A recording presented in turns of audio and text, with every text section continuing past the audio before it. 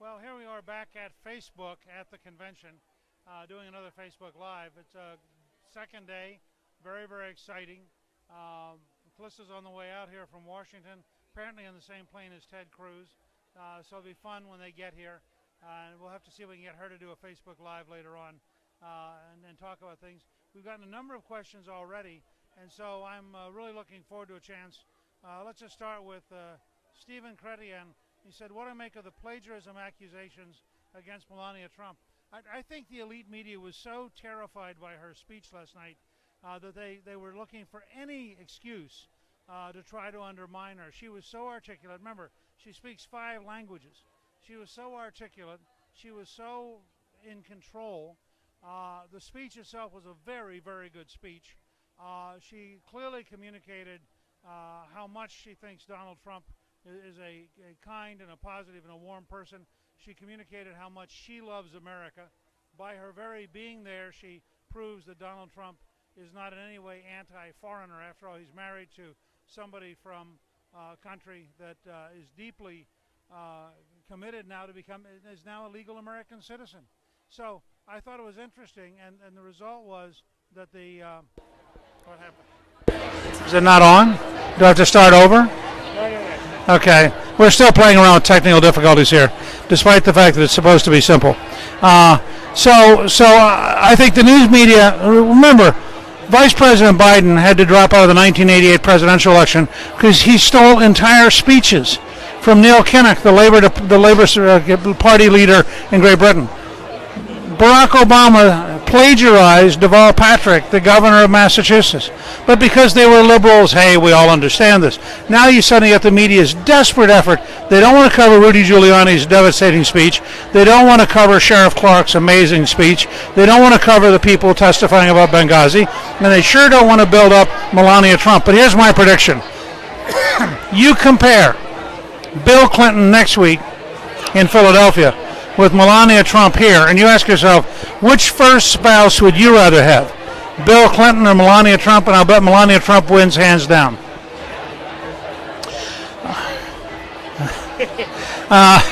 One more.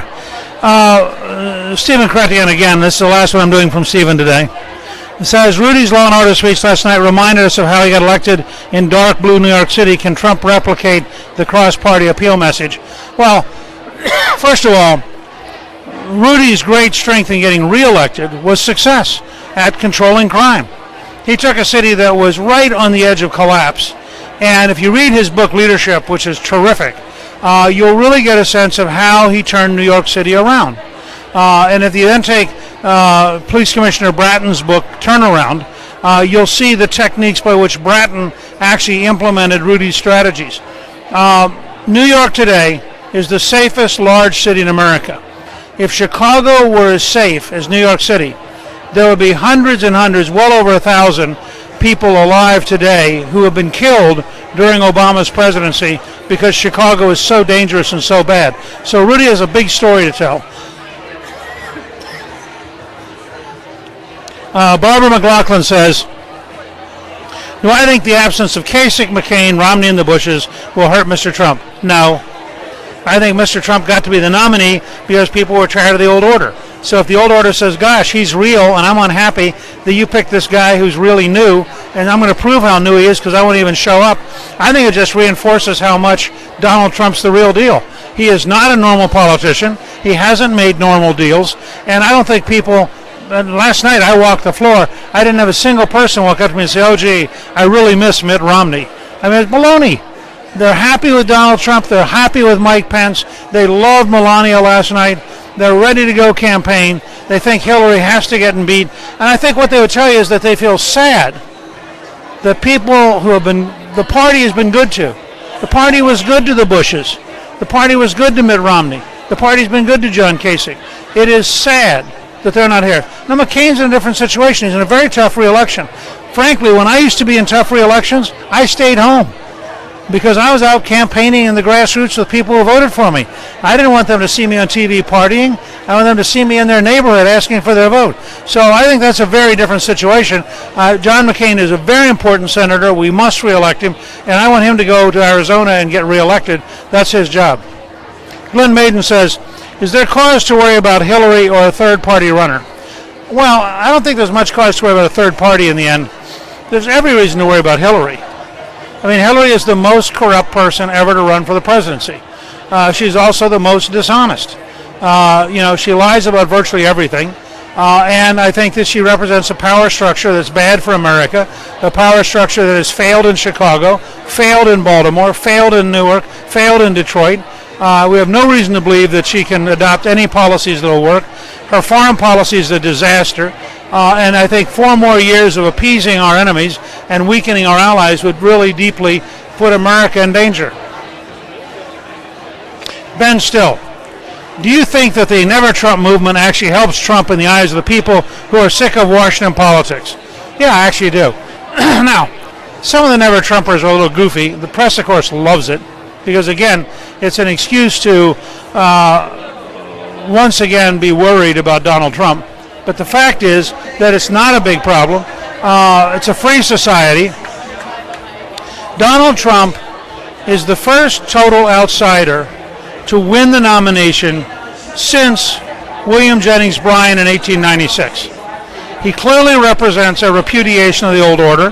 He clearly represents a desire for very dramatic change. And so the old order is not totally happy with him. Well, they shouldn't be, because he's the real deal.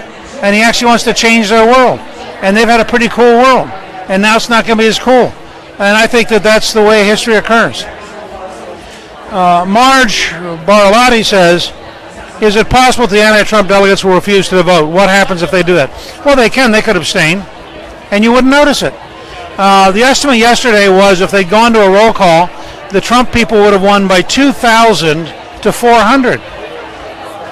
They don't need them. So if they want to abstain, sit on their hands, lay on the floor, everything, do anything you want to. The fact is Trump has the votes to get nominated. He will be nominated. That's over. Michael Alberti, what are your thoughts on what we need to do to get more minority and female Americans to vote for Trump? Well, the first thing you got to do is be there. Jack Kemp had a great rule. People have to know that you care before they care that you know. I hope that the Trump-Pence ticket will campaign in Southside Chicago, will campaign in Baltimore, will campaign in Newark, will campaign in Detroit. I think it's very important that we go to communities that are not used to seeing Republicans, and we communicate that we care enough that the Republicans can feel very good about us. That the minorities can feel very good about it. You do that not by some kind of phony outreach. You do it by including them in the conversation, including them in discussion. I'll tell you, I was at a meeting yesterday for Senator Rob Portman. He has so many volunteers. He has 2,000 volunteers in his Senate race, and he has every ethnic group in the state represented. And so he has a huge collection of people who are excited and dynamic, and they're going back to their home community, and they're telling a positive story about Rob Portman, and that's the way you do it. Candace McCall. What are the first steps you see the Trump administration taking in order to get the government out of the way so business can prosper and concentrate on making profit and producing innovative products? It's a great question. The fact is that regulations are now a bigger burden on most businesses than are taxes. I think with a series of executive orders on the first day, Trump can begin to move the system. And I think that he will go to the Congress, for example, to replace the Dodd-Frank bill, which has been killing small banks and killing small businesses while allowing the giant banks to get bigger and even more vulnerable and even more dangerous. So there's a lot he can do. It's going to be very exciting. I'll continue to report, and I hope you've noticed I had occasional very short Facebook Lives when I see something interesting. I'll keep doing that, so you keep watching. Thank you very much.